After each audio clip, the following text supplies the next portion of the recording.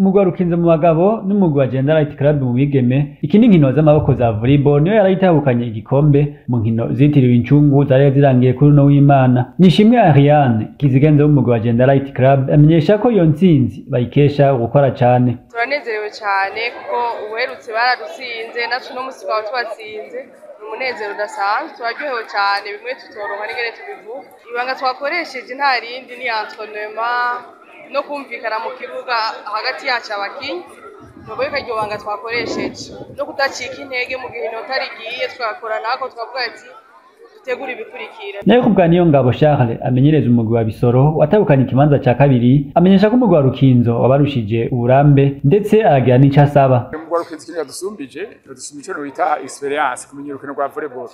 Murabona nk'aho abakinyi ba Rukinzo hafi nka bose no vuga 80% muri equipe nationale umva bamenya amahiganwa urabona nk'iri higanwa y'inshungu y'igihugu ngibi kubwanje ico niyumvira cari kwa ciza nuko ari kujamwo abantu baserukira igihugu nyene abantu bategetse tukabona ntuze kabari igihugu nyene kibifata mu ntoki tukabona nk'abaministre tukabona uko pari mukuru w'igihugu urabona igitunwa ikomeye cyane gose nuko boshatumira ibindi bihugu bibanyi bikaza n'abarorizo bakaza ari benshi twashobora kuronka n'amafaranga y'abari hamwe kwinjira usanzwe ubushimwe nk'ubu bwategeza kujana ni tuvuga na envelope kugira ngo abakinyi bashaka kwivuna umusasi ariko nibaza ko myesiza babibonye ko bazoshobora kubitunganya bijeje. Umukinyi mpuzamakungu w'Umurundi Yusufu Ndayishimiye bataziranyange akinira umugwi wa OGS Nice mu gihugu cy'Ubufaransa agiye kuzoza ararihira umushahara abakinyi b'umugwi wa Aigle Noir umugwi yahoze akinira ndetse akawutwaramo n'ibikombe amahera agera ku miliyoni 18 z'amafaranga y'amarundi buri kwezi gushika mu mpera z'umwaka w'inkino za Primus League 2024-2025 nkuko tubikesha urubuga ngurukana bumenyi bw'umugwi wa Aigle Noir.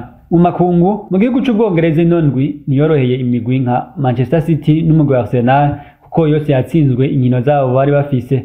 Nayo umugwi wa Nottingham Forest wabiciye biracika mu myaka y'igihumbi kimwe n'amajana 1979 n'igihumbi kimwe n'amajana 1980 gutwara ibikombe bibiri vya UEFA Champions League bikurikiranya igikombe ca Premier League n'ibindi barabandanya gutangaza abatari bake mu kwitwara neza nyuma yo gutsinda umugwi wa West Ham ibitsindo 3-0 bamaze gushika mu kibanza ca gatatu imbere y'imigwi nka Arsenal, Chelsea n'iyindi.